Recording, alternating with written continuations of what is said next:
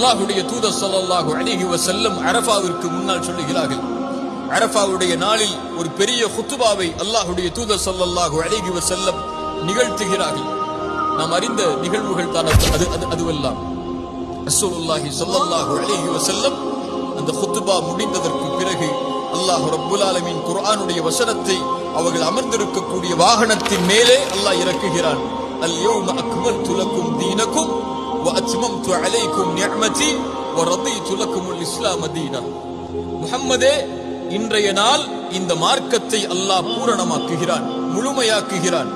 வ அத்மம்து அலைக்கும் நிஅமதி, உம்முடைய அருட்கொடையை அல்லாஹ் நிறைவாக்குகிறான், பூரணமாக்குகிறான்.